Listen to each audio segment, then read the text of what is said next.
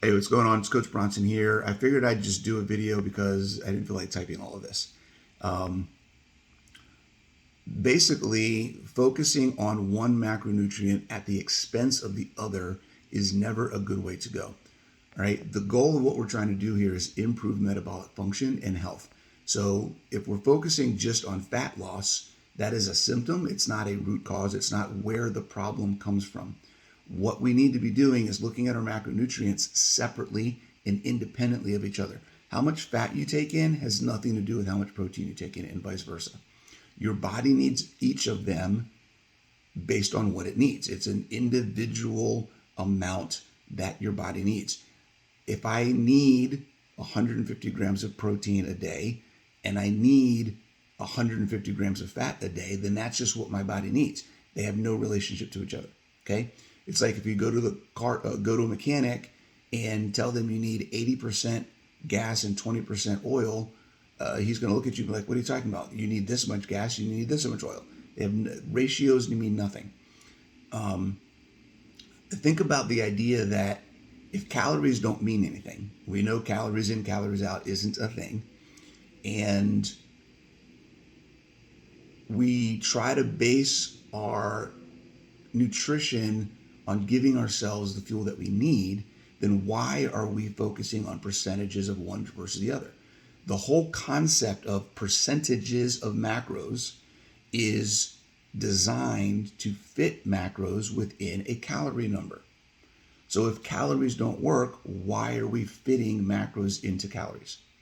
Okay?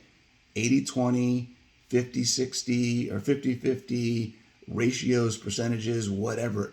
None of that stuff matters. How much protein do you need in order to support metabolic function? How much fat do you need in order to support energy utilization, hormones, and things like that? Okay? Remember, muscle drives your metabolic function. Fat is just fuel. Okay? Yes, it does go into hormones and things like that, but it is primarily used as fuel. So there's a lot of back and forth about we need to prioritize protein, we need to prioritize fat. Bullcrap. We need to give our body the nutrition that it needs. So there's a point of diminishing return on how much fat you can take, because at some point your body can't utilize more, and then it's going to store it. There is a diminishing return on how much protein you can take. At some point in time, your body's just going to get rid of it because it can't use it anymore. So playing around with the numbers and playing around with what's working for you. If you're eating a lot of fat and you're gaining weight, you probably can cut your fat down. Okay. That doesn't mean you need to cut it so low that now you're messing with your hormones and you're messing with your thyroid and you're messing with a bunch of other things. But there is a line, it's called the maximum energy threshold, where I can eat this much fat, my body is healthy, I'm getting everything that I need from a nutrition perspective, but anything more than that is going to get added to my body because that's how it works. Okay?